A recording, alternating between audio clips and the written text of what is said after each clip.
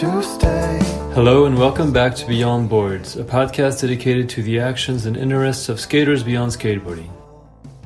My guest today, Laurence Keefe, grew up in the UK where he started skating at the age of 10. In 2005, he moved to Barcelona and started working part-time as an English teacher and skated as much as he could during his free time. He eventually connected with Patrik Wallner and started traveling around the world with the visual traveling crew and was part of many of Patrik's epic skateboarding documentaries. In 2011, Laurence settled down in Tokyo, Japan with a one-year visa and started building his new life there. Today, he splits his time between skating, his responsibilities as Adidas Japan team manager, working in sales among other things for his board sponsor Evisen Skateboards, and spending quality time with his wife and their 2 young children. So here's my conversation with Laurence. I hope you'll enjoy it.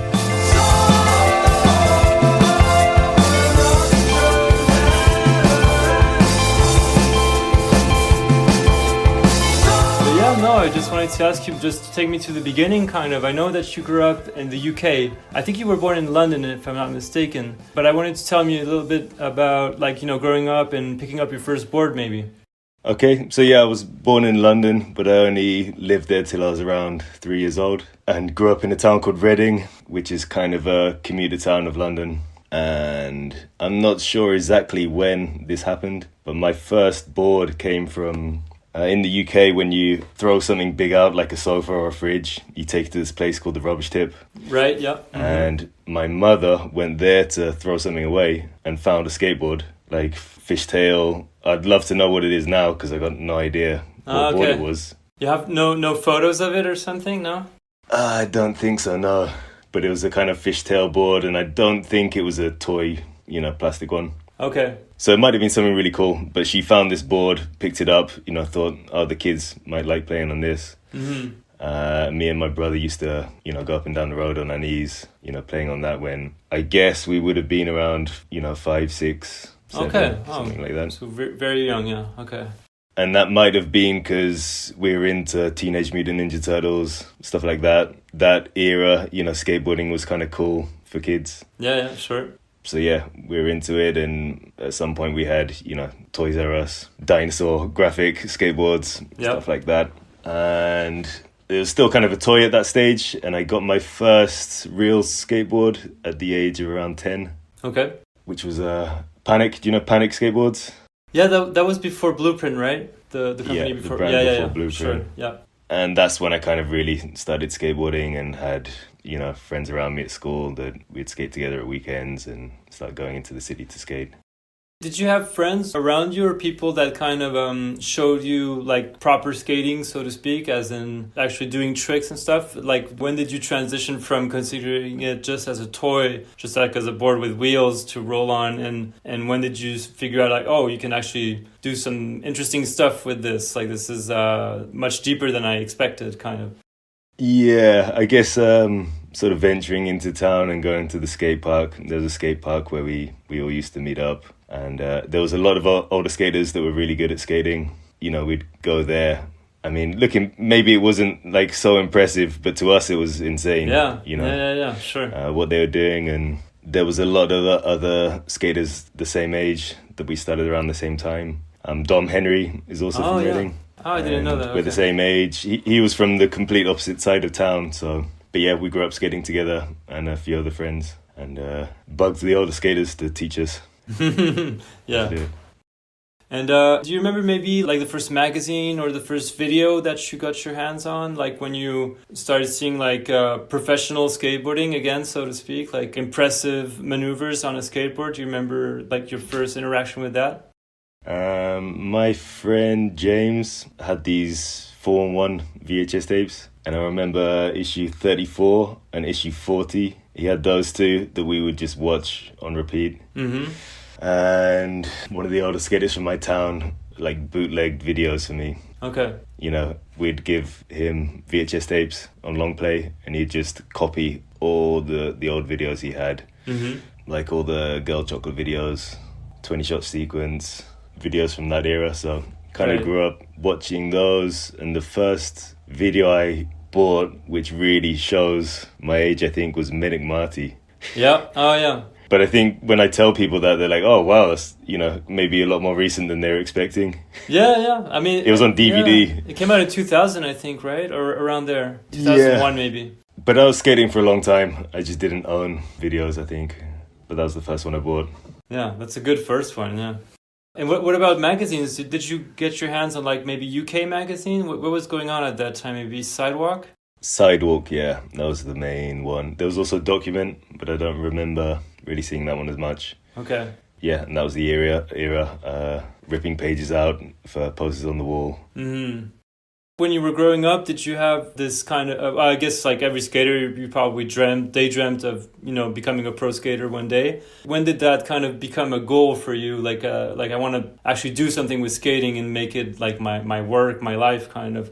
At what point did it go from just a fun hobby to let's make something out of this, To be honest, I don't think I really did have a goal like this ever. I don't really think I ever thought I had the possibility to make a career out of skateboarding. Mm-hmm.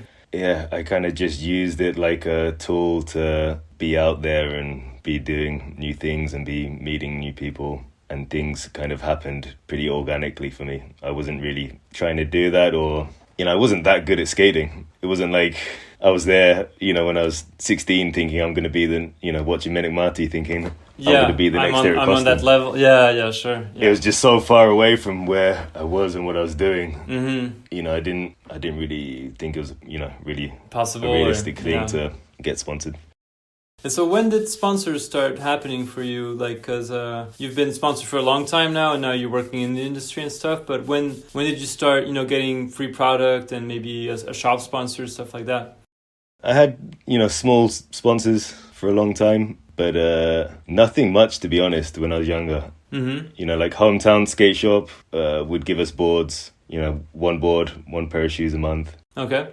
There was this shop called Legends, which is kind of a like shopping mall skate shop. And someone hooked us up there, a few other friends. And when I lived in Barcelona, there was a shop that kind of hooked me up a little bit, but it was like discount, it wasn't really like... Yeah, like actual salary kind of, yeah. Yeah, or, other friends that were pros might help me out with boards or shoes. But that whole era, I was the guy that was going on those trips with Patrik. I didn't really have any sponsors. You weren't sponsored like during those first initial visual traveling trips, yeah? The first ones, no. I think 10,000 kilometers, Mandalay Express. Maybe from there I started getting hooked up a little bit. But yeah, the first ones I think I was probably buying shoes, skating my mate's board. Yeah. Stuff like that. So before we talk about visual traveling and traveling in general, can you tell me about maybe what you did like after, so you grew up, started skating and stuff, and at what point did you maybe start traveling abroad and start connecting with people in other places? And you mentioned that you lived in Barcelona for a few years before you moved to Japan, but I think that must have been between like 2005 and 2010 or 2011, around there. Yeah. So what were you doing between like, graduating high school and eventually moving to Barcelona in 2005, more or less? So I guess I finished high school early when I was 16. You can finish early or you can stay on till you're 18 in the UK. Okay. And I went to art school, a place called Reading College, it was a little bit like a place people go because they drop out of school. Okay. Yeah, I don't really know what I wanted to do, but I didn't really like school very much, and I didn't really want to keep going there. I didn't really have a sort of idea of, when I go to university, I want to study something, I want this career. And I just kind of wanted to get, out there and see the world and do stuff. So when I was 16, I went to Barcelona for, I think, 2 days over a weekend. Mm-hmm. And that was when Barcelona was the place that everyone was going there. You'd go to MacBook and see, all the pros from the States were there. So 16, that was 2003, right? Around there? Yeah. Okay, yeah, 03 was definitely the peak or like, just a very, very busy time for Barcelona. Well, it still is kind of, but yeah. Yeah, it's different though, yeah. Yeah. But yeah, I kind of got a taste of it and thought, I need to be there and, how I could make that happen. Mm-hmm. You can pretty easily get a job teaching English. Yep. So I finished art school, took a flight there. You do a month course training, straight into a job which was it was pretty mellow. I worked at a few different places, but I'd work 3 days a week and then just skate all the time. The rest of the time, yeah. Yeah, and I was earning something like 800 euros a month. And you were able to make a living off that, like 840 euros, yeah. Rent, I lived in a few places, but the cheapest place I lived was 180 euros a month or something like that. Yeah, I'm sure it's changed a lot since then. 200, yeah. I mean, it was like a box. I lived in a box on a piece of sponge. That was my room, and just skate every day. And from that, I'd even save money and go on trips from there. So this is how I was living then. I'd be in Spain earning 800 euros a month, not spend anything, and I didn't even really have sponsors. Save as much as I could, and then go on those trips with Patrik. Right. Okay. Before then, even I think there's a few. I went to Russia once with a friend, like a real gypsy tour. 2 of us. We set off we started in Berlin, made our way through Poland, where a friend was living, Lithuania, Latvia, up to St. Petersburg, and then down to Moscow, all by train. Oh, wow. 10,000 kilometers before the actual... Yeah, and we didn't have any money, so we flew to Berlin, got off at the airport, took the airport shuttle bus, got off at a random stop before we got into the city, and just slept on a bench with no tent. Wow. And then we'd wake up on a park bench, skate all day, be dirty and sweaty, get a piece of bread and cheese from the supermarket, drink a beer, sleep again on the street, and then skate again the next day. Simple life. Simple life, yeah. Yeah. Yeah, but that was kind of how this kind of bug for traveling got started. So that was your first trip outside of you probably did some other trips with your family and stuff, but that first big trip was to Berlin and then Eastern Europe to Russia when you were living in Barcelona, right? Yeah, that was probably the first kind of traveling experience, not like going to Barcelona for a few days. Yeah. Being on a trip that starts here and ends here, meeting people along the way. Yeah, and that kind of set the tone. And so tell me about meeting with Patrik, maybe. I assume maybe you must have crossed paths with him in Barcelona. Is that how you guys first met? Yeah, so he was in Barcelona filming for he made a kind of more traditional skate video back in the day called Translations. It's just like a more classic skate video right. Parts, bunch of different guys. And he was filming that in a bunch of different countries. And we filmed together one day in Barcelona. Mm-hmm. And I think I was planning to go to New York. I had this rough idea I want to go to New York and skate there because I'd really kind of idolized New York skateboarding. Yeah. And he was living in New York. So he told me oh, yeah, when you come, hit me up and we should hang out. And I ended up turning up there, called him up. And he was leaving for somewhere else when I arrived. So we kind of just crossed over for a few days and skated there as well. And I guess at that point I'd already done that trip to Russia. And he kind of told me I'm trying to plan this trip on the Trans-Siberian Express. The 10,000 kilometer one. 10,000 kilometers, yeah. And he asked me if I wanted to join. It sounded awesome. So yeah. I said yes. And it was just a really chance encounter like this. Mm-hmm. Met him one day. He lived in New York. Met him there another 2 days. He invited me on a 10,000 kilometer skateboard trip over 2 months. So I said yeah. And did you know some of the other guys who were on that first trip? I'm trying to remember who was there, but I think Kirill was there. I'm sure Michaël Mackrodt was there. Who else might have been there? I'm trying to think who else Kenny Reed, maybe? Yeah, Kenny Reed. I'd met Kenny Reed in Barcelona. I think Patrik came back another time. Kenny was also there. We went out for a dinner or something to talk about the trip. Mm-hmm. I think that was the first time I met Kenny. That was before the trip. Kirill was the guide. So I met him on arrival, Kirill and Alexei Lapin, the photographer. Those guys saved us from a lot. Yeah, some sketchy situations. Yeah. Maybe most of the other guys I met for the first time on the trip. Dan Zverev. Oh, yeah. Skated with him in New York. We hang out a lot when I was there already. So I knew him already. And so yeah, that first trip must have been a lot of fun. Like I remember, I haven't watched the documentary in a while, but I remember, of course, like all the visual traveling videos, they really make you want to go out there and skate and explore and meet people and stuff. But yeah, how was that very first trip? Like, what kind of memories do you keep of that one specifically? It was 2 months. 2 month skate trip, when I think about it now, is insane. Yeah.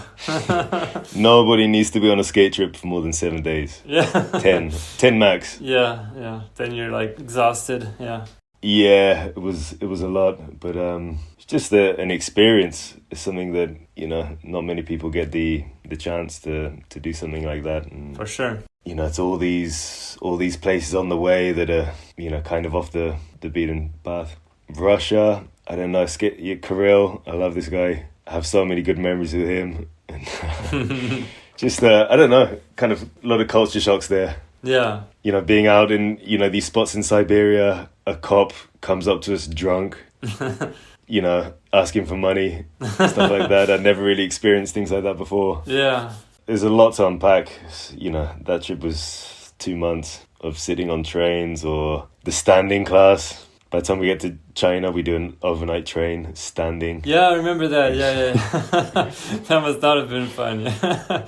Standing for a full night. Yeah, that must suck. Yeah. With a bunch of people. Like it's, yeah. Bunch of people, dirty, you know, sweaty, just like a real shitty time. No seat. It's like 14 hours. That's like hell. Yeah. Yeah. And so that trip was, I guess, around 2010, around there, wasn't it? Or maybe a bit before? I'm not sure. A bit before, I think maybe 2008 or 9. Okay. Maybe. So you were living in Barcelona at that time? Still living in Barcelona, yeah. And so you guys did a bunch of trips in the following years. And so at what point did you decide to move to Japan? Because I saw that you actually decided to go there kind of on a whim, like a friend suggested that you go check out Japan or something. And so you just went there, as you said, in March 2011. And I was wondering if you went with the intention of settling down there, or if you just went like, oh, I'm just going to check it out, maybe, you know, stay there for a couple of weeks or something and visit and just explore. Or did you go with the intention of living there for a little bit? I don't really know exactly what my intentions were at the time, but when I was in Barcelona, I had this job teaching English. Yep, right. I was making not very much money and kind of struggling to go on these trips. I really wanted to go on more trips and travel more and see more places. And I heard that you can do the same job teaching English in Japan, but make, you know, more money, maybe double. Okay. And I was just kind of sick of being in Barcelona. This kind of trap, Macba, Manolos, the skate bar that we'd all stand outside drinking street beers until morning every night. I don't know, 5 years. You had seen enough of it, yeah. Yeah, and it just kind of turns into survival. You're like, yeah. I'm just trying to survive out here. Yeah. It's so good, but it's kind of hard to be there and in it the whole time, and it does get a bit tiring and can wear you down. So yeah, I just thought I'd go to Japan, try and get a job and see if that, you know, I kind of was in, you know, I wanted to try living in the furthest place culturally from where I was, just for the experience and see what it's like. Okay. And you hadn't been before, right? I'd never been before, and I actually went on the back of the Mandalay Express trip. Okay. So that one was from Vietnam, Cambodia, Thailand, Myanmar. That trip ended, everybody went home. I flew straight to Japan because in my head, you know, it's the same side of the world. I'll just end the trip and head out there and try and get a job and see what happens. But I wasn't planning to stay, you know, I'll just go there and live there for 13 years. Yeah. Of course, yeah, you couldn't anticipate what was going to happen, yeah. Maybe 6 months or maybe a year, yeah. Did you have connections in Japan before you arrived? Like, did you know people, or how did you find a job as a teacher eventually? I knew nobody here, and I had one contact from Kenny Reed. Okay. Of one of his friends here who I hit up when I arrived, and then the biggest earthquake in Japanese recorded history happened. So he wasn't from Tokyo, and he immediately disappeared to his hometown. He left, so I never met him at the time. Okay. And I was just here in Tokyo. Damn. Yeah, like freaking out. I'm sure. Like, what was your thought process with that? Like, did you think, did you consider maybe going back to the UK or to Barcelona, or were you like, I'm just gonna wait and see what happens, or? So this was the thing. I got a working holiday visa, so that was the only way I could get here and get a job. Oh, I And see. you can only get that visa once in your life. I didn't even know you could do that in Japan. I knew about those in like Australia and New Zealand and stuff, but I didn't know you could do that in Japan. Okay, interesting. So it's kind of the same deal. It's before you're 30. Right. You can only get it once. And I was here, it's just such a mad story.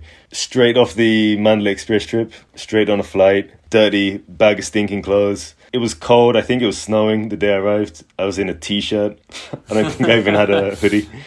And I get off the airport bus at midnight at Shinjuku Station, got off the bus, stepped onto a spot. There's a bank spot on one of the exits of the station. Okay. And there was a bunch of skaters there. So I just sort of turned up. Oh, hi guys. I'm Laurence. Nice to meet you. Yeah. And they kind of turned into my friends straight away. Right when you arrive, you meet skaters. Oh, that's awesome. Yeah. There's a guy, Jiro Kaneko, who's a kind of sponsored skater here. Another guy, Maro. And they kind of introduced me to a photographer, Iseki, who then introduced me to a lot of other skaters. I'd go out shooting with him and met a lot of people like that. Oh, that's cool. That you, did you just run into them so quickly?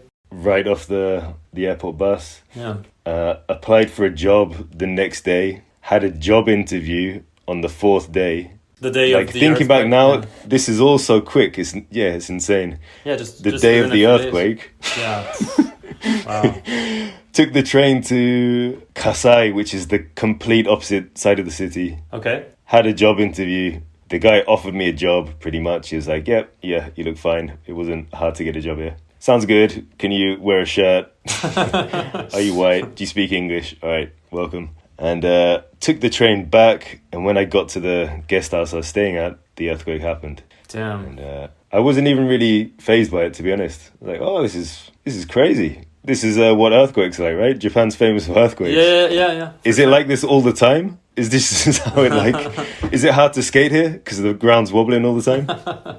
Yeah, I had no idea what was happening. I then turned on the news, BBC News. It was the biggest story, Japan earthquake, tsunami. Yeah. Which there wasn't a tsunami in Tokyo, so it wasn't dangerous here or anything. But yeah, I'd already got a job, and I knew if I left, even if I left for a week to sort of see how it goes, I wouldn't be able to come back and work, and I wouldn't be able to get that visa again. So that's kind of why I sort of stayed and stuck it out, because I was like, it seems all right. Doesn't seem too bad. Let's see how the situation goes. Let's wait and see how this turns out, yeah.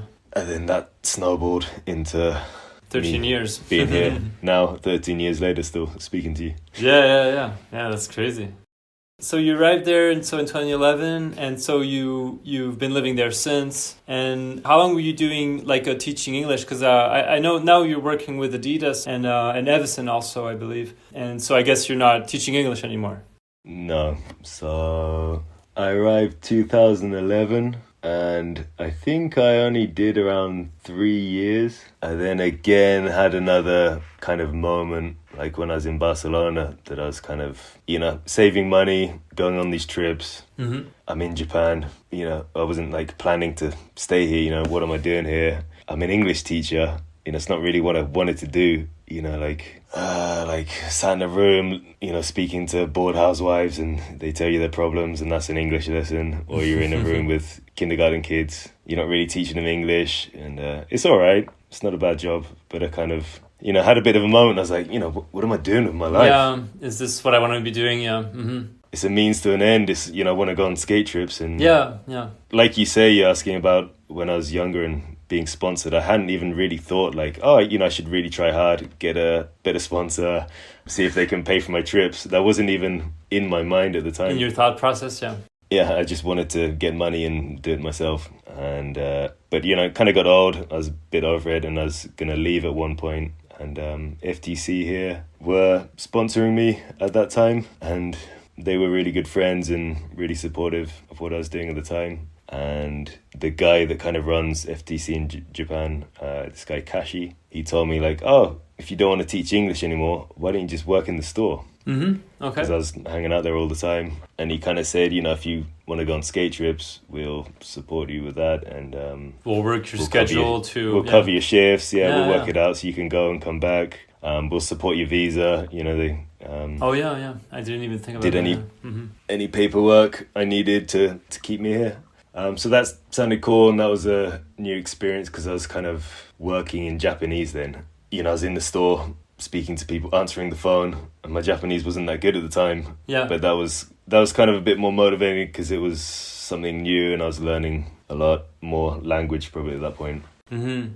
Did you start learning Japanese right when you arrived, or like because if you were teaching English, you can do a full lesson just in English, of course, but like if the person has no knowledge whatsoever of English, then it must come in handy to know at least a little bit of Japanese.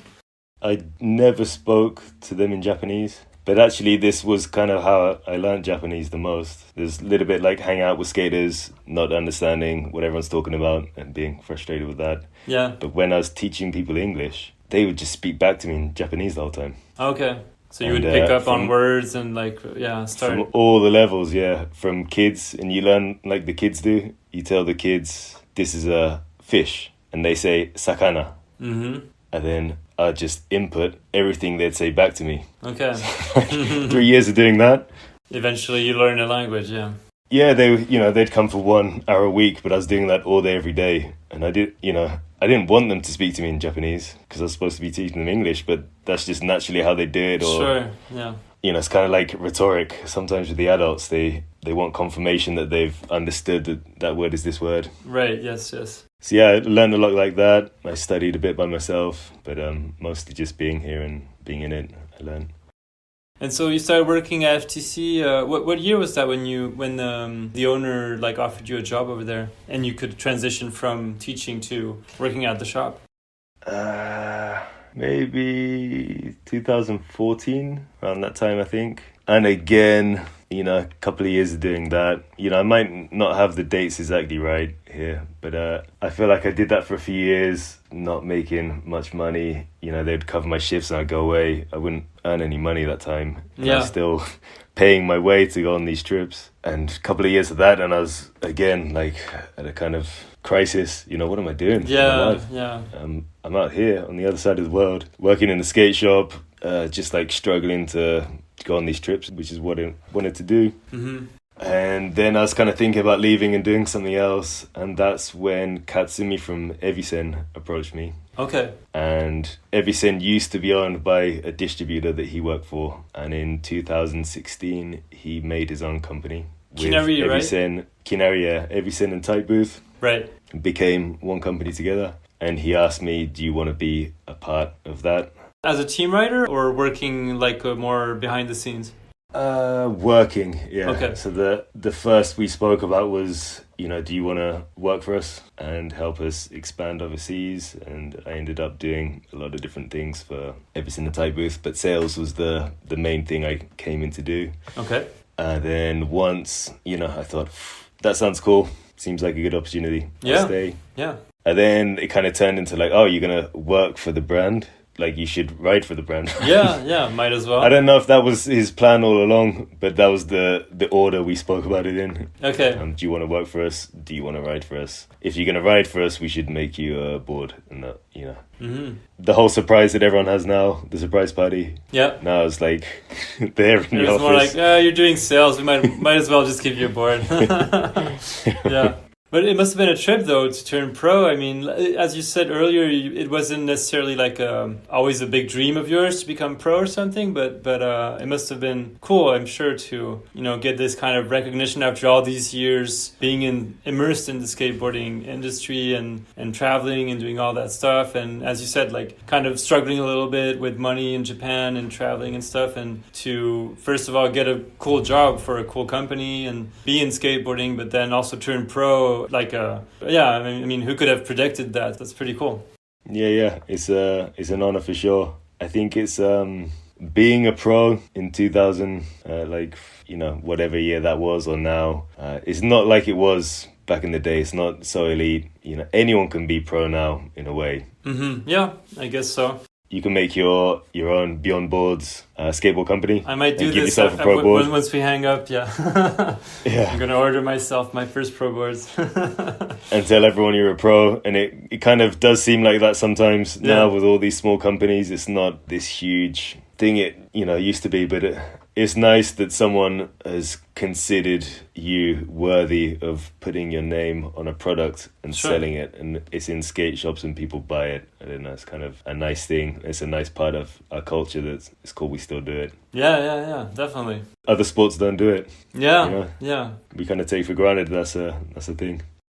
And so how long have you been working at Evisen now? It's been, 6 years around there? 6, 7 years? Maybe a bit more? 8. So 2016 to now. Okay. And actually, a few months after I joined Evisen in Kinari, I also got approached by Adidas to be a team manager. Oh, okay. I didn't realize it was that soon after. Okay. Yeah, so it's kind of a crazy time that, I didn't really have much going on. English teacher, struggling, then everything kind of happened all at once, yeah. Now I'm doing, like a lot. Yeah. Kind of all at once. But that was a good time. What were you thinking when Adidas approached you? Did you think like, oh, I'm actually starting this new thing with Evisen. Maybe I should just focus on that and not, take this other gig because I might not be able to do them both simultaneously or something? Or did you feel like you could handle both workloads at the same time? Well, I told Adidas, I just started working for Evisen, so I don't know, is it either or? And they kind of said, oh, why don't you just do both? Mm-hmm.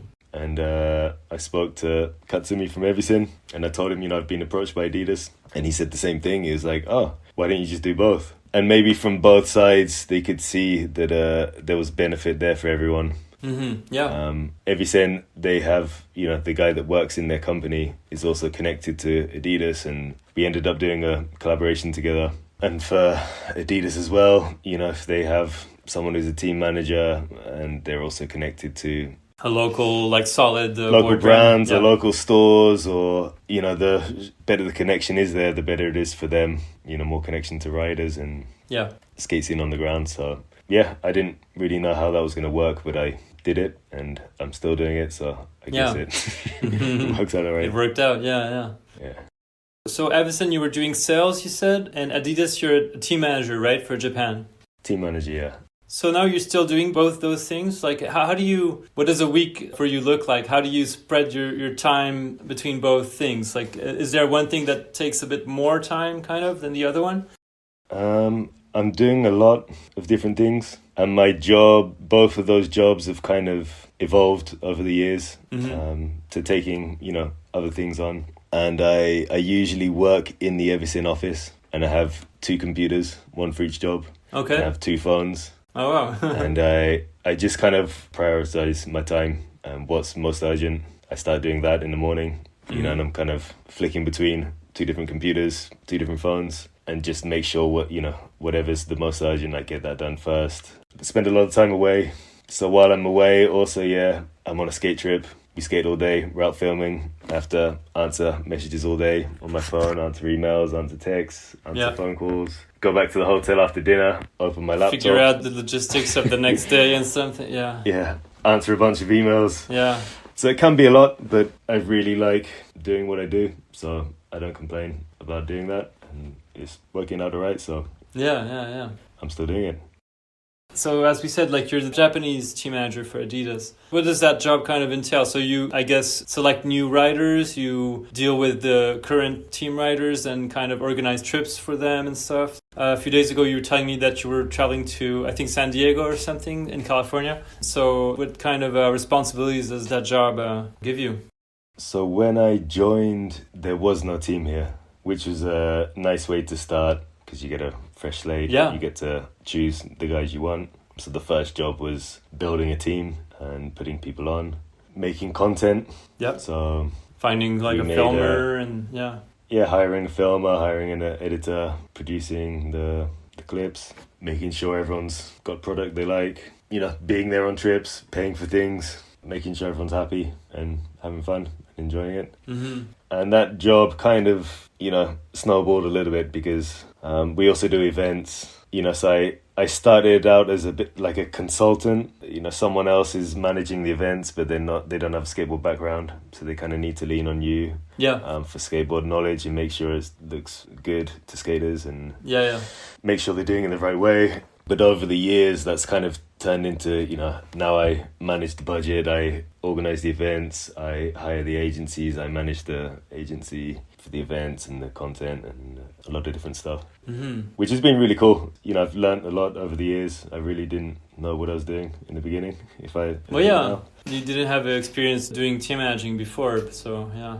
And just a lot of opportunities to learn, and even now, still doing new things, and you get to meet a lot of people and work with a lot of different people and see how the industry works from the inside.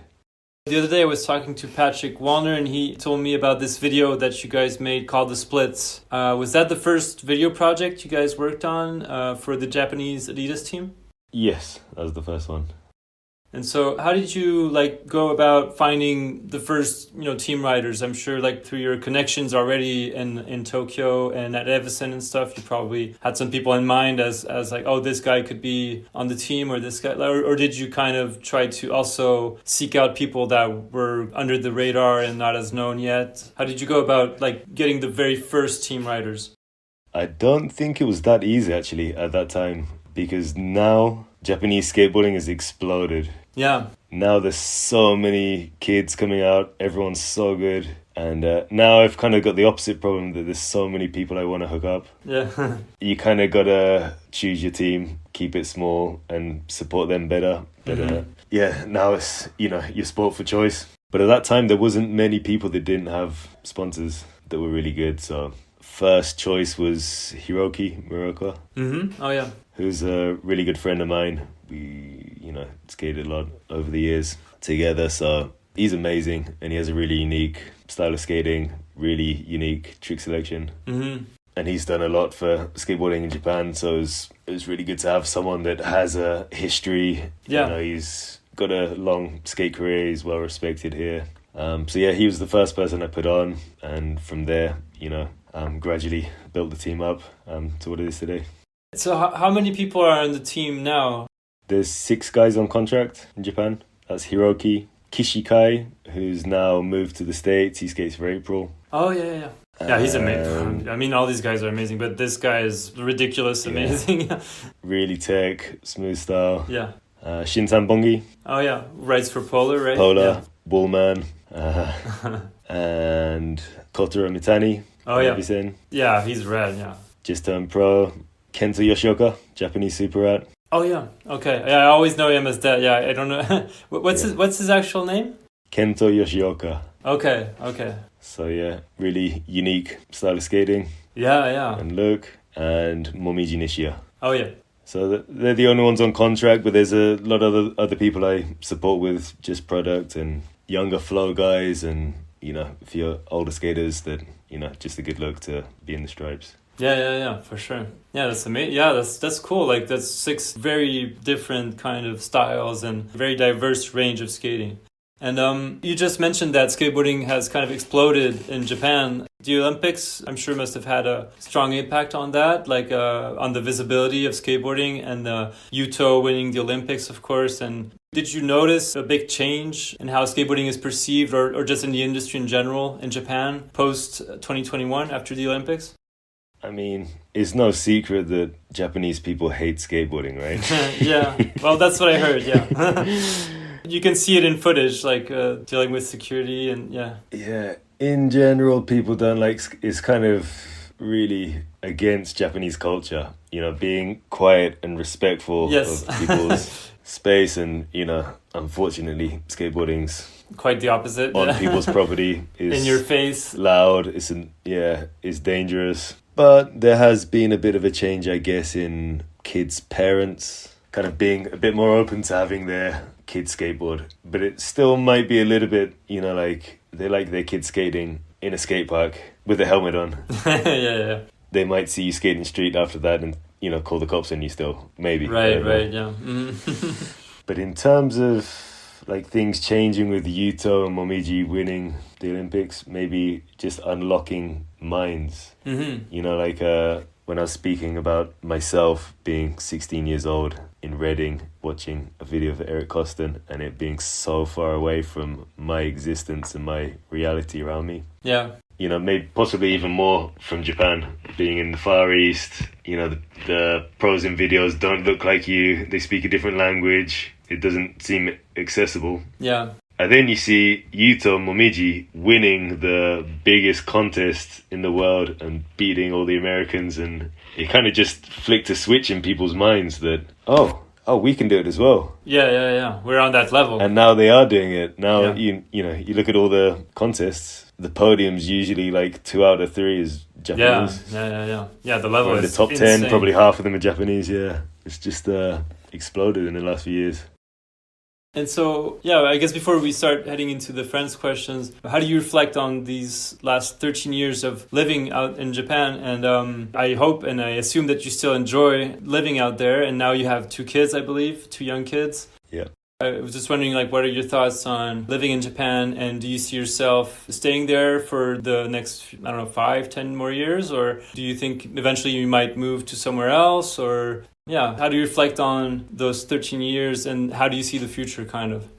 I mean, it's just mad. When I think, looking back at my life, it sounds like a weird thing to say, but I almost feel like I've been several different people over the course of my life and lived several different lives. And I wasn't planning on doing all this stuff. And even now, I feel like I'm sort of passively experiencing my life as it's happening around me. Mm-hmm. And that doesn't mean I don't make decisions and I'm not like actively choosing what I do, because I do. But I don't know, like these opportunities that come up, you know, I kind of feel like I'm just on this ride. You know, things pop up and I'm kind of just making the obvious decision. You know, I get a nice opportunity and that sounds great. You know, why wouldn't I do that? And it's just taking me somewhere else. Yeah. But it's just mad that I've been here for 13 years. It sounds crazy when I say it. Yeah. 13 years, that's a long time. And now I've got 2 kids, which is also just a trip. These little people that look like you.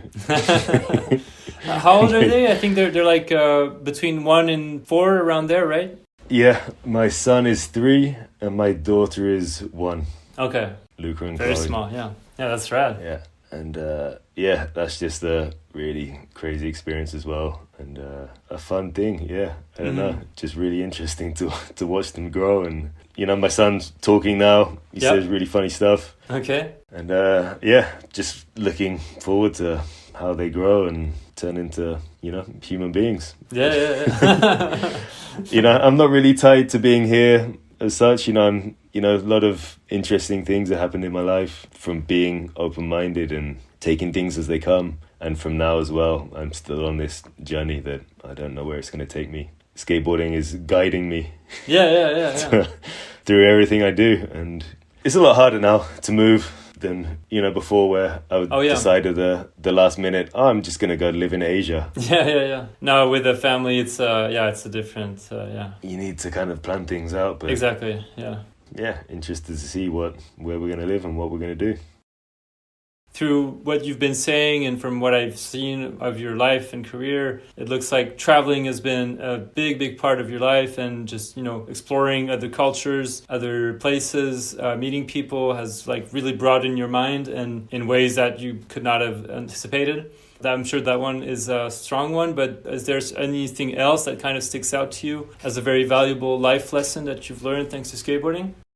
Yeah, there's a lot of like cliched answers to this, I guess. A lot of people say the same things, but it is really, or like it is really true though. Yeah, skaters are different to other people, and being used to failing. Other people I notice don't have that, but skaters, you fail all day and you land a trick once.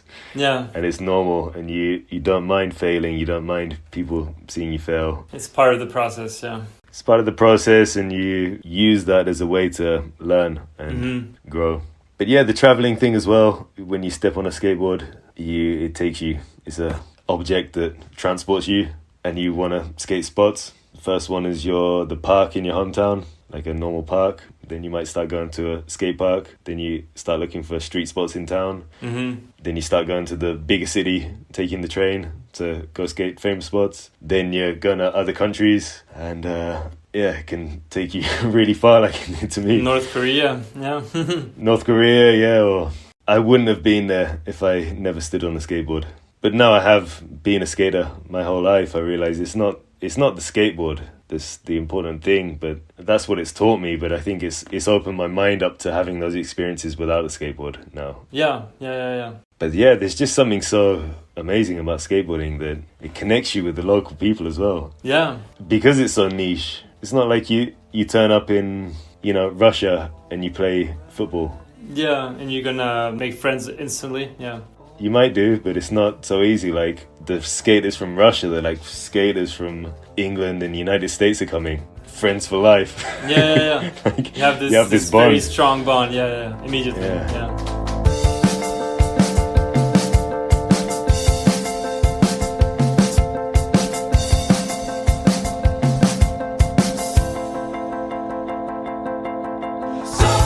All right, so let's do some of these questions because these will kind of allow you to share some stories from everything we just mentioned. So the first one is from Masafumi Kajitani from VHS Mag. So he said, as the team manager for Adidas Skate Japan team, what was your most rewarding and least rewarding moment?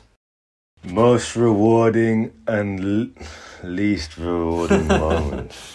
Okay, most rewarding. I don't know if it's really rewarding, but one moment that sticks out in the years that I worked there, getting Momiji on a contract. Like 3 days before the contest, while she was in the Olympic Village. I couldn't meet her. Oh, yeah, okay. Yeah, we had to sign it remotely, and she came out of nowhere. I was giving her shoes from being 12 years old. In the run-up, she kind of like got really good really quickly in the space of about a year and a half. And the last 6 months, she was going to all of those Olympic qualifiers and like, jumping up the rankings. Right, and she won it. That kind of blew my mind. I wasn't really ready for that to happen. I'm sure for a lot of people as well. Yeah. I can't take any credit, obviously, for her winning it. Of course, but it was rewarding in a way of, the girl I chose. I put my ticket on her. Yeah. It's like, I was right. Yeah, that's right. And least rewarding. The least rewarding is all the bullshit you got to deal with that people don't see and people don't understand is what you have to deal with to do this job. But small things. I don't think there's anything that really sticks out as, whatever. Interesting, because he's now team manager for Vans. Oh, he is? Oh, okay. I didn't know that. So I guess now he's understanding. Yeah. He's in the same position. Yeah. He also asked, what is the most important thing for a team manager? Now he's asking you for advice. Most important thing for a team manager. I think Paul Shire is a pretty good example of a good team manager. Yeah. Just having good energy, and he's there, he's at the spot, he skates more than the team riders maybe, which, kind of sets the mood. He's the leader, and he's skating, and he's having fun. Yeah. And that kind of means setting an example, and Yeah, just, he's doing it. Look what he's doing. If you just do what he's doing the best you can, you're going to be fine. But yeah, there's a lot of sides to the job. There's a lot of different styles of doing it. Some people are strict. Some people are really laid back. Where would you say you are on that scale? I don't really let people get away with stuff. But all I really ask of the guys I look after is that they try their best, and they all do.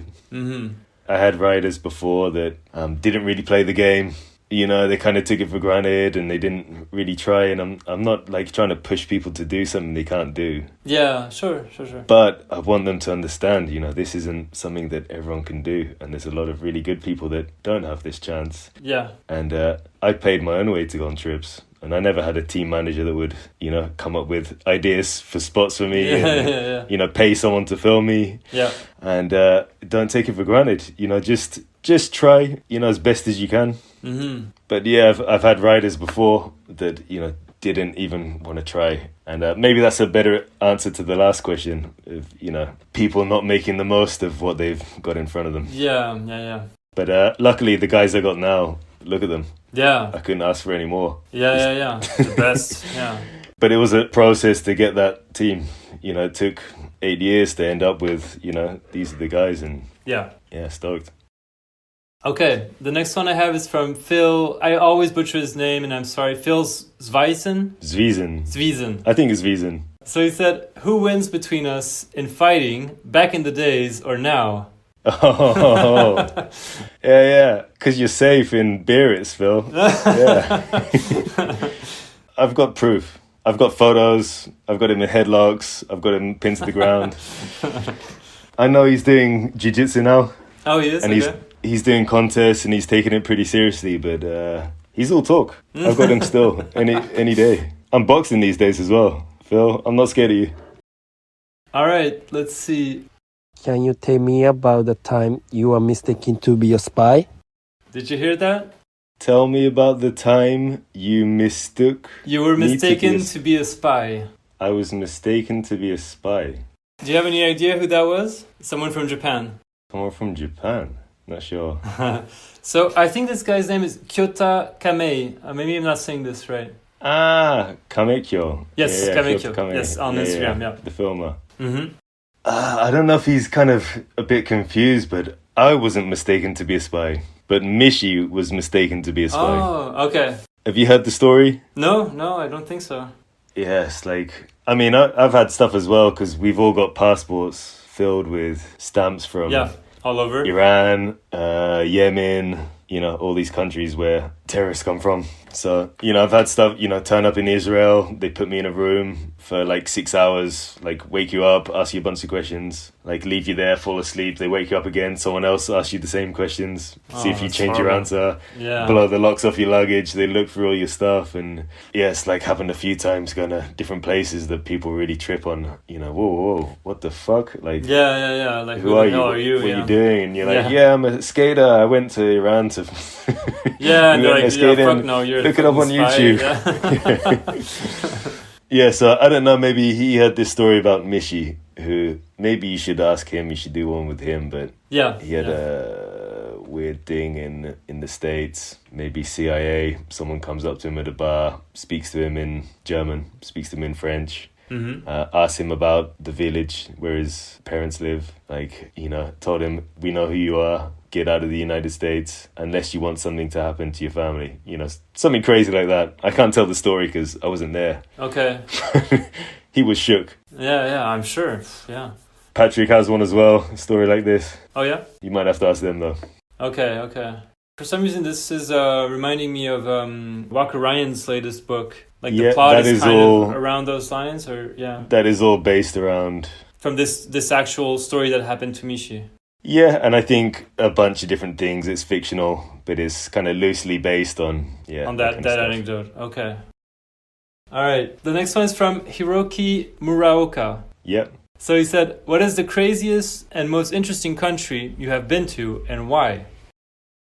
Japan. Let's say outside of Japan. I mean, there's so many, but probably North Korea. That's the ultimate one on this planet of, just weirdness. It's just weird there. It's different planets. It's a different planet. But, even there, we had little moments where we could speak to normal people. They're the same humans. We're all the same, really, but that's probably a good example of how far culture can go. Yeah, into separating itself Separating itself, close themselves off, and... Mm-hmm. Did you go just once with Patrik, or did you go a couple times? I went just once. Patrik went again with Kenny on a separate trip. That was a separate trip. Okay, I was wondering because I think I'm going to spoil, but he has a question for you, of course, and I think he mentions the North Korea trip. But were you the guy who was doing a 50-50 or something? You were probably the only person that did a 50-50 over there, or something like that? Maybe a crooked grind on a handrail. Is that going to be his question? Is he no, I don't think so. I think he asked something else, but I think he maybe brought it up in his question. But yeah, right. So it's we're just looking for opportunities to skate, and they think we're idiots because they take you on this tour you're in the bus, you've got the guide who's secret police, and there's police, following you around the whole time. And we're just looking for any opportunity there is to skate something and get a photo to document skateboarding in North Korea, because it had never happened before. And we turn up at a fairground, and there's a restaurant there with I think it's like a 4-stair handrail out the front. And it was kind of like, oh, this is it. This is a legitimate spot. And there really wasn't many places that, you could even call a spot or try and do a trick. So, and that we turned up at this fairground, so everyone's kind of spread out. We're not like with the guide the whole time. It's kind of an enclosed area, so they let us free. And we didn't have the boards, so we had to get back to the bus. The boards were locked in the hodl on the bus. There's no driver. We're looking for the driver to get it open. And Kirill, I think he got up into the driver's seat, and I don't know how he knew, but there's a lever. Okay. Somewhere that opens the thing. So we stole our own boards out the thing. And just 2 or 3 tries. I think I snapped my board. I then landed it on a snap board, and there's a cop screaming at us. And miraculously the photo came out. Just probably the only documented street skateboarding photo in North Korea. Yeah. Did you get in trouble after that? Was it a cop or just a security guy that was shouting at you or something? They didn't care. They didn't really care. They just thought we were idiots. They don't know what skateboarding is. Yeah, exactly. They don't understand that. Okay. I mean, think about it from their perspective. Yeah. I mean, why all these people that go on these tours to North Korea, like this kind of adventure tourism? It's kind of weird. Yeah. And where there were skateboards, yeah. They just thought we were dumb. But yeah, they didn't like it at all. Yeah. What about the spots? Did you feel like there was a lot of potential for spots to be skated over there? Or did it not strike you as this could be a great place to skate? Or the only things that had potential to skate were the huge monuments of Kim Jong-il. Yeah. So probably the hardest things to skate. There's just no way. Yeah, then you would be in real trouble. You probably wouldn't leave. Yeah. But yeah, there's, huge monuments, concrete monuments that are definitely skatable. But apart from that, pretty much nothing. Okay. Mentioning Kirill, he asked the next question. He said, what is self-punishment for the visual traveling crew? What are some of your favorite self-punishment moments? I think I asked him the same question for his podcast, right? I think so, yeah. Kirill, yeah. Returning the favor. He was kind of, my partner of, feeling the pain on these trips. When it, was really bad, he was always by my side, and we're laughing about it. Like, isn't this fucked up what we're doing right now? We're standing on this train, with all these people. I mean, that was probably the worst. There was only 4 of us that took that train, and it was me and Kirill just decided the only way we're going to get through this is if we get blackout drunk. So we can't, even be aware of these awful surroundings that we're trapped on. And we drank this rice vodka, this Chinese rice vodka. It's 50-60% alcohol. Really strong, nasty stuff. Did you find that on the train or before you boarded on the train? I think we bought it before we got on, but they were also selling inside the train. Yeah, people to be okay with the trip. Yeah. So we just got wasted, and Patrik and Daniel, the other 2, Daniel Hockman, they didn't get drunk, and me and Kirill just kind of blacked out on the train, woke up, we were fine, and the other 2 got really ill. Oh yeah? And this thing that I've heard before that it's a myth that people say alcohol kills bacteria and. Oh yeah. Well, especially when it's 60%, like you said, that's fucking strong. Yeah, but what I do know is me and Kirill didn't get sick. The other guys were dead. It was so dirty. There was babies shitting in bags there. Yeah. I remember when we got off, I looked at the toilet and it kind of looked like 1,000 people had a shit in there, and then they're just shaking it. It was up the walls and shit. It was so nasty. Yeah, I'm sure. Damn. Yeah, really bad. So yeah, that's probably the worst. But I've got hundreds of stories with Kirill and awkward situations. All right, then I have a question from Chewy Cannon. It's pretty simple, but he said sushi or roast. This is kind of like a question of am I still British? Exactly. I guess that's the point. Roast on a Sunday, sushi on a Friday. There you go. And it's time, place, location. Yeah, you don't need to choose. This life is about where you are and what you're doing, and it's it's like what's a better country to live in? Everywhere has better things and bad things about it, and if you got a roast in front of you, you should enjoy that. Sure, no, of course. Yeah. Then I have a question from your wife, Saki. No way. And she asked an interesting question. She said, "Who is your favorite wife?" My favorite wife, Saki, of course. It's like, okay, does that mean he has several? Like I was. Yeah, I don't know. Maybe she knows something I don't. She's my favorite wife, of course. Yeah. Of course. I don't have any others. All right. Then I have a few from Michaël Mackrodt. So he said, "Ask Laurence what it's like being an English teacher in so many countries." And we talked about this a bit earlier. And how many countries did you teach English in? I guess Spain also? Just Spain and Japan. Okay. Yeah. How did it compare between both countries? Like, did you find it easier in Japan than in Spain, or the opposite? Or Nah, not really. I don't know. Just culture's so different. How you communicate with people is so different. Japanese people are kind of afraid of making mistakes a little bit, so that's a kind of big block for them to learning a language. Yeah. They only want to say something if they're 100% sure it's correct, but that's not how you get good at speaking a language. You need to make mistakes, yeah. It's fine if it's not correct, as long as you convey the meaning. Yeah, sure. Yeah, Spanish people, they don't care about that. Yeah. He also asked, how come so many people think you're a New Yorker, or at least they used to? I think that comes from a clip I had in a video with a New York t-shirt on. Okay. What video was that in? I don't know. I can't remember. But people just don't know where I'm from. I've just, like people from the UK, the last time I lived there, I was 17. I've spent more time of my life living abroad outside of the UK. Yeah, sure. 2 decades. I've got a weird accent, like a weird international accent that people can't really tell if I'm, I don't sound American, I don't sound British. I can see that, yeah. He said, how come you never wear fishing line shoes, even though you love the little skate brands? He's calling me out. Apparently. Michi, I work for Adidas. Yeah, there's that too. But yeah, big respect to Michi for, he spoke about doing a shoe brand for a long time. And it's really cool to see him making it happen, and the shoes are out there. Yeah. And I would love to wear a pair. I just, it has to be on my day off. I can't wear it skated. Yeah, exactly. No photographers and no... Yeah, hook me up, Michi. You didn't send me a pair. Yeah, there you go. You should send you a pair, exactly. Hook a brother up. He also asked, what has been your favorite visual traveling trip in all those years?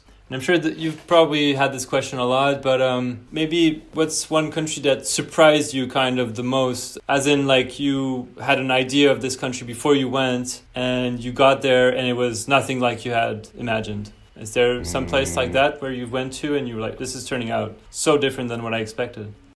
Yeah, a few of them. Places like Kazakhstan that have this image from Borat of, like really backwards, people marrying their sisters and they live in a weird, like, desert, It's not like that at all. It's really modern, big fancy universities everywhere. Seems like a pretty rich country when you're there. And that's one country that has inadvertently had this weird... reputation, image, and people only know it from Borat. Yeah, unfortunately. So that's all they know about it, and it's really not like that at all. Or some countries that, like Iran, that kind of seem like scary to go to, but then when you're there, people are just so friendly and so hospitable, and they're, welcome to our country. They, most Muslim countries as well, it's in their culture to, welcome foreigners. Be hospitable, But yeah, there's just this kind of idea also of those countries are all sort of grouped together and have like a bad representation, I guess. Mm-hmm. But favorite trip, even though it wasn't, really contrasting to what I thought it was going to be like, that the Holy Cow trip to India. Oh, yeah. Sean Malto was there and...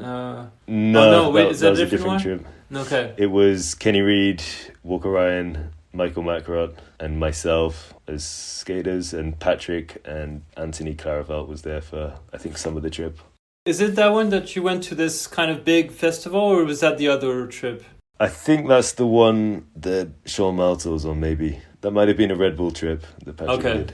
We started in Bangladesh and made our way across northern India through Kolkata, Varanasi, Delhi. Okay. But just like, that's just a magical place. Really hectic, really overwhelming. Mm-hmm. Probably the most sort of intense culture shock. place I've ever been. Yeah, it's just insane. Just insane things happening all around you all the time. And yeah, just kind of magical. Just kind of stepping into a whole different reality. Mm-hmm. Cows, train stops because there's a cow on the tracks. Yeah. And it's so dirty, so poor, but everybody's smiling. People are just so friendly, and I don't know, it's just different. Yeah, good energy. I have to describe it, yeah. but yeah, amazing energy. We actually talked a little bit about this, but he said, which country do you see yourself living in the future? Yeah, if you had to leave Japan, like, is there a country that you visited before and that you'd see yourself living in, or is there a place that you haven't been yet and you'd be like, oh, I'd love to go spend a few years over there? Or? It's a really hard thing to decide, this kind of thing, especially once you've been to so many places and lived in so many different cultures. There's, good sides and bad sides to everything.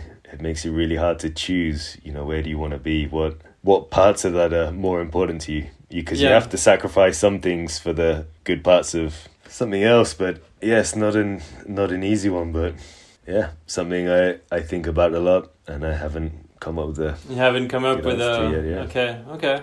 But maybe I want to retire somewhere like Thailand. Oh yeah? Okay. Somewhere warm, where the people are nice. I've been there a lot with my wife, been on several trips there. Mm-hmm. Yeah, it's beautiful. Food's good. I have a few last ones from Mishi. He said, also, where would you have gone if Japan hadn't turned out so well for you? Like, especially maybe in those early few weeks or months when you arrived and there was the tsunami and everything that was happening, and with the nuclear power plant and stuff. Did you contemplate, like, okay, I need a plan B? Like, where would I go if I needed to, go somewhere else?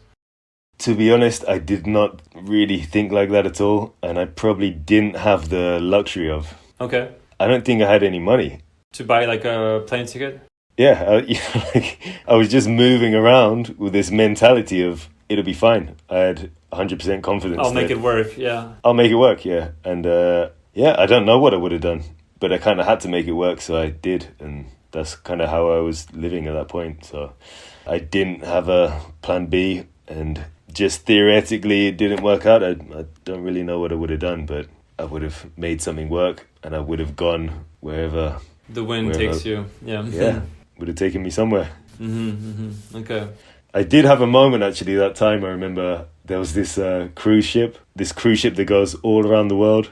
Okay. And you can get a job on it as an English teacher. And they pay you something, not a lot, but you basically get to go on this trip, and you go all around Africa. Like, it's a trip all the way around the planet, back to Japan. Damn. And I think, maybe that was my plan B. I did an interview. Oh, yeah, okay. And it seemed like I could have done it. But in the end, I ended up staying. But the catch with that one is it's like 2 months or 3 months or something at sea. Like, you land in port, you get like one night in each place. It's like Japanese tourism style. Yeah. You get out, take a picture of the... Yeah, you leave immediately.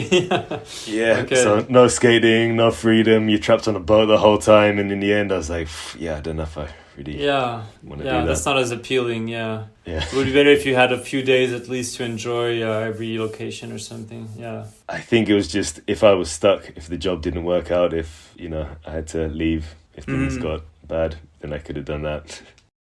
And he said also, give him a big kiss. I'm very proud of him, and having had the chance to travel with him, I've always loved knowing that he'd come on a trip or that I joined them on one. Awesome. I hope to see Mishi soon. He's also one of my favorites. I have so many good memories of him. Yeah, there's no more visual traveling these days. Yeah, well, you guys are all busy and having babies and stuff, so everyone's got kids, getting harder. Yeah. But it's not off the cards. I'm down. No, for sure. I'm sure it will happen again. Yeah. We spoke about doing the 10,000 kilometers trip the other way. Really? Oh, yeah. Oh, that would be sick. It would have to be shorter. We can't do 2 month trips. Yeah. That would be difficult, yeah. maybe one day. Okay, let's see. This next one is from Iseki Nobuo. Nobuo Iseki, yeah. Nobuo, yeah. Nobuo, okay, it's the other way. Who's a photographer, I believe, in Japan. So he said, do you have any tips on how to enjoy being on trips? I mean, as simple as that, being mindful of enjoying yourself alone, because sometimes, I mean, people don't know if you know, people haven't done this stuff before. They think it's so easy and so nice the whole time, and a lot of the time it's not. You're tired, you've been on a long trip, you've been with the same people the whole time, you're sharing rooms, you got no privacy, your legs are sore, you feel like you have to perform, you didn't get enough tricks, you're kind of stressed because you need to get tricks and you didn't, and it's very easy to slip into not having fun. Yeah, exactly. But it's an amazing thing you're doing, and if you just keep that in your mind that this is fun, this is amazing, most people can't do this. Yeah, no, for sure. Enjoy it while you can, because one day you're not going to be doing this shit anymore. You'll look back, yeah. Sorry to cut you off, but I was just going to say, like, I did a year of traveling when I was like 23. It was like my master's degree. I studied wine, and I visited wineries all over the world. Well, not all over, but in different countries. I spent a whole year traveling, kind of. So I was living with a suitcase and going to hotels and stuff, and getting wasted all over the planet, which was fun. But I remember also just being a little bit miserable at the time because I was just so exhausted of, you know, living out of my suitcase. It was just very exhausting, you know, just always from the outside, you're thinking, oh, you're like spending all day visiting wineries, tasting wines, talking with the winemakers about how they do, like, it's amazing. But when you're actually in it every day for like 3 months, and like you get so fucking tired of it after a while. You're like, oh, we're visiting another winery and you have to wake up at 6 and then we need to take a plane. And I mean, it's such a privilege to get to experience something like this. But I think at the time I didn't realize that I was living something quite unique, you know, and I was, taking it for granted a little bit and not enjoying it too much. And I think this mindfulness that you just mentioned, I was definitely lacking that at that point in my life. I was very young and stupid and I kind of, just didn't enjoy it as much as I could have, you know. That's good advice for anyone doing anything, probably, that whatever circumstances you got, don't take this stuff for granted and, you know, enjoy your life as much as you can. Mm-hmm. Take a step back and, zoom out and look at it. And traveling to all these really poor countries as well can really make you appreciate, you know, however bad you think you got it sometimes. For sure, yeah. You're on the top, whatever, 1% of the planet, and, you know, your problems are not that, yeah. Oh, I'm a pro skater, I need to film all these tricks, it sucks. Well, you wait a few more decades when you got a proper job and exactly. Yeah. And so Nobuo also asked, have you been shooting photos recently? I hope to see your work again. I have not been shooting photos, but that's something that's shelved. I'll pick it up again. Yeah, you'd like to? Yeah, Iseki taught me a lot about photography. And there was a time when I was going on a lot of those trips that, I picked up a camera. For a few years, I was taking a lot of photographs when I was in Japan as well. I did a few exhibitions, but I'm so full. I'm doing so many different things. It's hard to find the time really be present, you know, even being on a skate trip now. I'm doing many different things on a skate trip. There's a photographer there as well. You know, I don't think I need to always, you know, I regret it a lot as well. Moments that haven't captured, but life is long. Yeah. That's something. You'll have other opportunities to pick it back up, and yeah. Okay, I have just a few last ones. Let's see. This one is from Seimi Miyahara. Yeah. So the question is, what is the one thing you cannot compromise on when you're skateboarding? The one thing you cannot compromise on when you're skateboarding. Do not let them kick you out. Don't take no for an answer. Yeah. No is not no. Do you really mean this no? Yeah, we'll be back. Well, you do it in front of them. Or sometimes you have to, but yeah, I mean, they're doing their job, we're doing our job. Yeah, exactly. We're just playing the game. We're all playing the game. All right, the next one is an audio one. Laurence, Walker here. Tell us about the time you decided to henna dye your already ginger beard a vibrant red when we were in Bangladesh many years ago, and throw in any details that stand out about that trip. I think that was the first time I met you. It was one of the more intense trips I've ever been on. And yeah, what else was going on in your life at that time? And yeah, as a bonus, what is the most intense visual traveling trip that you went on? Miss you, dude. Hope I get to see you soon. Yeah. So same for Walker. I already answered that. That was an intense trip. Mm-hmm. That was a mad trip, yeah, for sure. And so we have this thing, like ginger. I got a ginger beard. Walker's got ginger hair. Yep.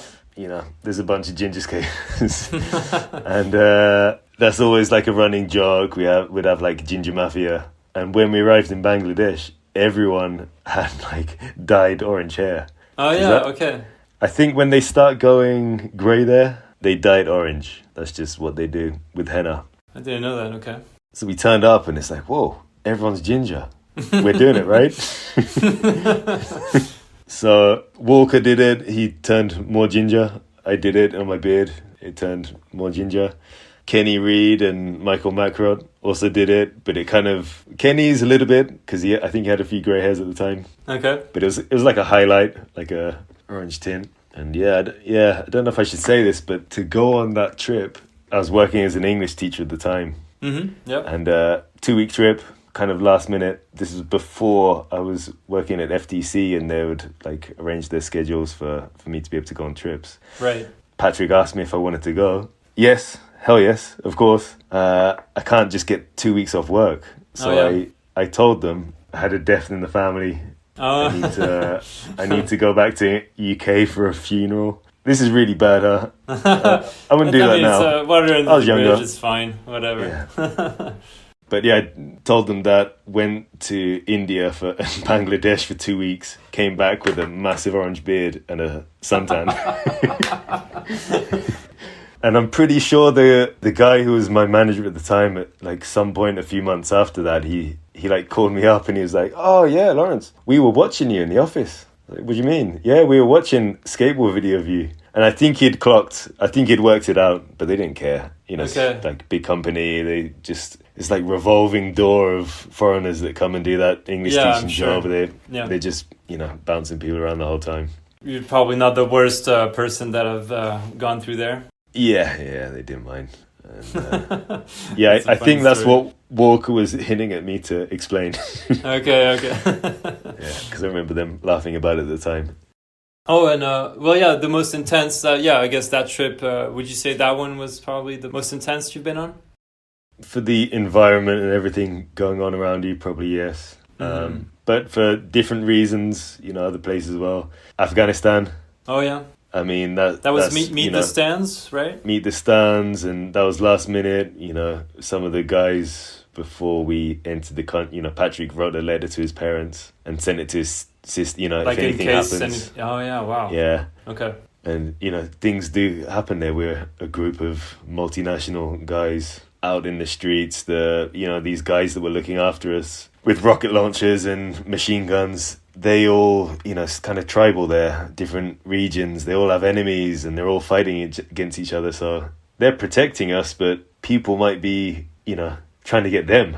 I don't know if that was really, even a good thing for us, maybe. Mm-hmm. The restaurant that we ate in, like a month or so after we were there, we heard, people stormed the place, killed everyone in there because it was where, diplomats go to eat. And it's, like metal door, bodyguards, so people, foreigners that work in the embassies or whatever, feel safe eating there. But, of course, those kind of places get targeted. Yeah. Some of the kids at Skate Stand got, like, suicide bombed, like, half a year after we were there. So it's pretty serious. Anything could happen, and maybe we were really dumb to be there with no preparation. We don't know who we're with. We don't know what's going on, and so that's intense for a whole nother reason. Yeah. When you were there, did it feel heavy like that, or does it feel that way now that you look back on it? We were too stupid, probably. We didn't really think about it. We just going with the flow. The wind blew us there, and we went there, and it was fine, but... Yeah, I guess there were moments where it's like, a crowd draws, the guys that were taking us kind of seemed sketched out or, we got to go. Yeah. Something could have happened, I guess, but it didn't. Yemen, civil war was breaking out when we were there. That was a different trip, but we went anyway. I think that one, Walker and someone else didn't go. They stayed back at the country before because we were looking at the news and Houthi rebels are, taking over the city and, thinking back, that was dumb. We shouldn't have gone. Yeah. Patrick's got this sort of mentality of, we've got the plan. Yeah, let's go. Doesn't matter what happens, like he won't, settle for anything less once it's in his mind that we're doing it. But yeah. Okay, let's see. This next one is from Gosha Konyshev. So he said, what was the first demo you went to or your first time meeting with a group of great skaters at a spot? I remember Kenny Reed and Cairo Foster visiting one day, and I don't know why it was so emotional and powerful. Can you imagine something these days that would cause such an intense emotion? Unfortunately, I haven't experienced this feeling again in a long time. Maybe the first... I went to a contest, World Cup of Skateboarding. This kind of big European contest they used to do way back in the day in London, I think, somewhere. Mm-hmm. And Bastian Salabanzi was there before he was... I think this was one of the contests when he was picked up. Before the flip video and stuff? Yeah, just that kind of blew my mind. This kid doing... Caballero, maybe he was about the same age as me, maybe. I don't know. He was a little kid. I think he's from maybe 85 or something. I think he's slightly older than us. Yeah. Slightly older, but he might have been 15, 16, and I was 13, something like that. Mm-hmm. But yeah, that was pretty mind-blowing. Flip back lip to fakie on the big handrail every try. I saw a S demo at PlayStation Skate Park, now Bay 66. Labrador Grove, Eric Coston and Rick McCrank and around Melik Marty era when S was the shit at the time. Yeah. Yeah, remember that. It's important to remember that, how it is for kids to meet their heroes in person. Yeah, oh yeah. Can really blow minds and they remember that forever. Exactly, yeah. I was talking about this with Chris Haslam. I think it was Mark Nichols who asked him about a demo he did I think it was in Dubai, maybe 10 years ago or something. And there were waves of kids coming in to see him, not just him, but a bunch of, I think it was a Globe thing maybe.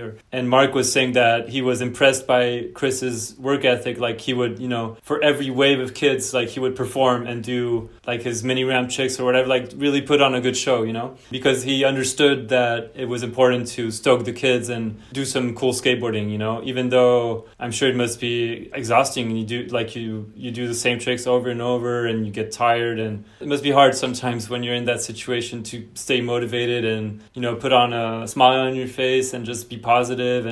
But it is important, like all these kids are looking up to you and they're the reason you have a career, like because they're buying your products, so you should always keep that in mind, kind of. For sure. And imagine for Gosha in Russia, even less, visiting pros. Yeah.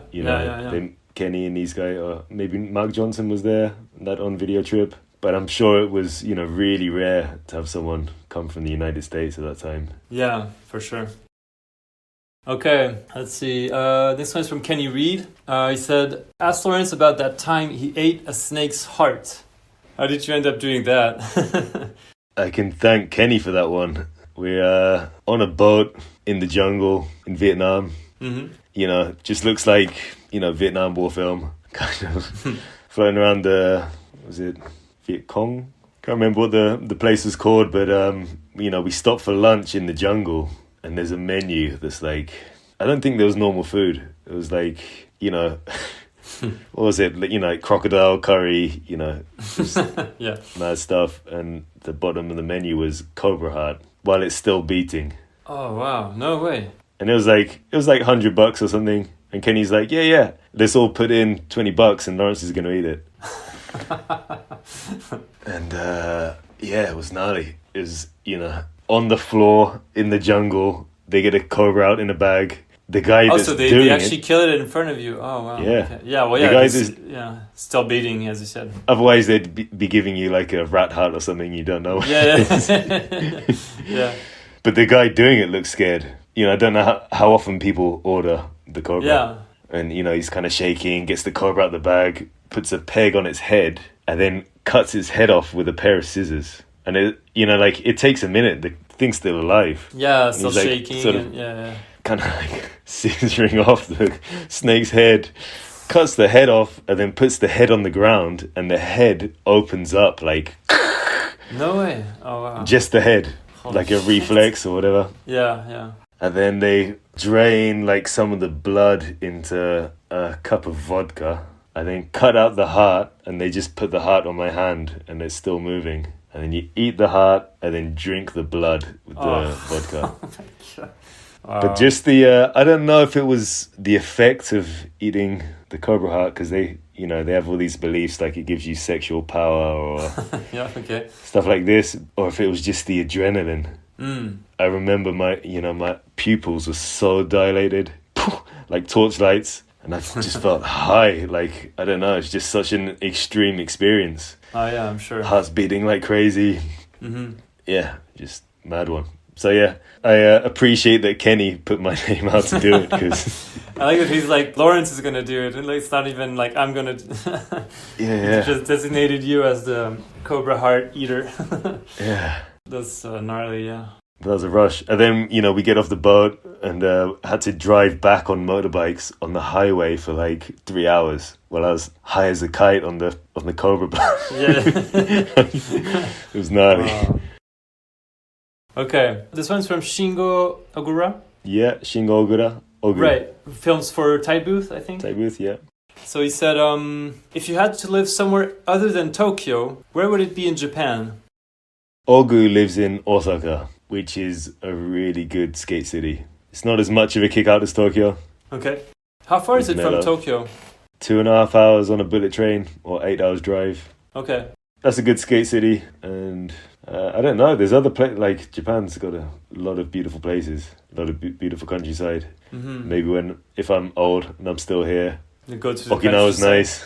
Yeah, or like Beach Town, where Shin lives in Chigasaki is nice. That's really close to Tokyo, but, further away from Tokyo, there's a lot of beautiful coastal towns here. But not now. Now I've got to be in Tokyo. My job's here. My life's here. This is a weird one, but what was the pinnacle of your life? The pinnacle of my life. That's from Ogu as well? Yeah. From Shingo? Yeah. I'm not really sure what he means by that. Does that mean, Me neither. that's the highest point in your life and it starts going down from then? Yeah, I guess so. If that's what he means, I'm not there yet. I'm still going up. Exactly, yeah. Still on your way. Or just like a high point Or a of very my life. very high point, maybe, yeah. I mean, there's been several moments, I guess just moments out there, or just having an experience with good friends and having a good time somewhere. There's been too many to say. But I can think of moments like that you really just enjoy what's happening in that very second. You also asked, what is the best trick in your skateboarding life? One trick that you're very proud of, that you've filmed, or not, maybe? It's not a very good trick, and it's not about the trick, but the first clip of my Evisen video part, grinding the rail with the security guard falling down the stairs. That Ogu filmed this, actually. Maybe that's one that I really felt like, this is this is it. This is what it means to me to be in Japan skating, and everyone's against you. It's so difficult to do it. And I like really stressed about trying to film a video part there, because you kind of got to lower the level of the tricks you're trying to do, because you only get 5 minutes or whatever. Not a lot of you tries. You have to go back several times, and that day I was really going through it, being to like 3-4 spots, getting kicked out everywhere, and the guy was trying to kick us out when we got there, and I just ignored him and carried on skating. And there's like a stream it's right by Shinjuku Station, so there's just like thousands of people in the way. Yeah. And just miraculously with the guys. Off, He's chasing me, he's like folding his ankles down the stairs. Yeah. It's just ridiculous. But probably that one. That's a nice trick that I felt like, the trick's whatever, but I felt like I did it. No, it was cool. As you said, it kind of encapsulates skating in Japan. Yeah. Okay, I have a question from Katsumi from Evisen, Katsumi Minami. So he said, Laurence, you have been around the world, and to this day you make great choices. You have been a great influence on me beyond skateboarding. Now that you have a family and will continue to travel, where do you want to end up living? We've been talking about this quite a bit, but he said with your family. Everybody asked me the same one. Yeah.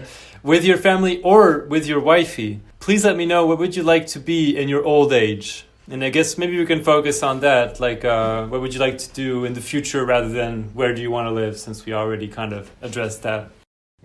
What do you see yourself doing in, I don't know, like 10 years or 20 years or something? I don't know. 20 years, I'm not retired yet. So yeah. Career-wise, I don't know. You can't be a team manager forever, I guess. Yeah. You know, things like this, or skateboarding changes a lot, but I don't know. It seems like there's a lot of opportunities coming up and a lot of chances, and I'm still open to trying new things or doing something else. But in terms of like where do I want to be with my family and my wife, and I see like how society's evolving, and you know, I worry about my kids as well getting sucked into the iPhones, and you know, when I think about the future and what I want for myself and for them is to still live in the real universe, touching the earth with our feet and swimming in the sea, and opening our eyes and really experiencing the world around us as it is, and not, you know, going the other way of walking around with our AR like goggles Google, and being in the metaverse, you know, all right, honey, I'm gonna work in the metaverse now. And I'm speaking to her in the metaverse. Yeah, I don't want to do that. A real life. Yeah, I want to feel the wind in my face and the ground beneath my feet, and live somewhere maybe that's not as much of an intensity like Tokyo in the future, you know, as well. Be somewhere where pace is a bit slower. A bit mellower, yeah. I'm not there yet, though. Not yet. All right, let's wrap it up with this last question. Laurence, my road junkie, you are potentially one of the only humans that has come on all of the treacherous forms of transportation involving train, bus, motorcycle, standing class, starting 10,000 kilometers all the way to the edge of Arabia for our visual traveling series. My question is, which routes would you do again, and which one would you take your kids on when they're grown up? Question number 2, how does it feel to be the first and maybe last person to grind a handrail, a street handrail in North Korea? Maybe you can share that story. Yeah, so sorry, I kind of, I already asked this question about North Korea earlier, but Yeah, I answered that one. But he said first and possibly last. The only thing I'd say is, you know, life is long. Things change. Yeah. I can imagine in the future North Korea opens up, becomes like South Korea, somewhere we all go on holiday in Pyongyang. Who knows? Yeah. Who knows? Maybe it turns into a regular skate destination on the world skate map. Maybe Nigel will film a part over there with Ty Evans someday or something. Yeah, who knows? But I don't think anytime soon anyone's going probably there not. and going to grind any handrails for sure. Yeah. What was the first question? What routes would you go on again? Yeah, with your children when they grow up. There's no routes that we've been on that I would never do again. I think they were all good in some way. Maybe the modes of transport. I wouldn't do standing class ever again. Yeah. Just fly. There's flights. This one as well was Patrick's concept. 10,000 kilometers by train, only on land. Yeah. Kenny flew because he was a bit older. And now I understand. He's like, yeah, what are you guys doing? I'm just going to fly. The flight's like $50. But, you know, we had, this concept, and that's how we were going to do it. So we did the train. Never again, you know. Kenny was right. He was older and wiser. We should have done what he did. But in terms of the places, I'd go to them all again. With kids, there's a lot of places I wouldn't take the kids. Oh, yeah? Okay. You know, like, let's go to Yemen when there's civil war breaking out. Like, of course not. Even now, I just have kids, like, stuff like that. And, you know, if anything happens, they're going to grow up without a father. Yeah. Yeah, probably not realistically, but where would I like to take them? Not yet, but, you know, when they were when teenagers, maybe India would be a awesome way to take them on. Or just give them this experience of, you know, they grew up in Tokyo. It's a rich country. There's no poverty here. And of course, they're going to take a lot of things for granted. And at a young age, if you go to, you know, India or Bangladesh and you see all the poverty and a lot of other people in the world are living, I think that's going to really change your perspective and make you a probably more balanced human being in the long run. Have you traveled with your kids before outside of Japan or not yet? I took them to Thailand for New Year's. I guess they're probably too young to remember anything. They don't know what's happening or... Yeah. They're not fun, yet. but not yet. It's not like a... But yeah, interesting question. But anyway, any of the places I've been, I'd love to take them. And, I'd love for the world to still be in a state that, they can do what we did. Yeah, hopefully. All right. Well, yeah, let's wrap it up here. Thank you so much, Laurence. Thank you. Yeah. Fun. Nice one. Thank you very much. And thanks to everyone for the friends' questions. That was a nice surprise. Yeah. I wasn't expecting questions from all those people.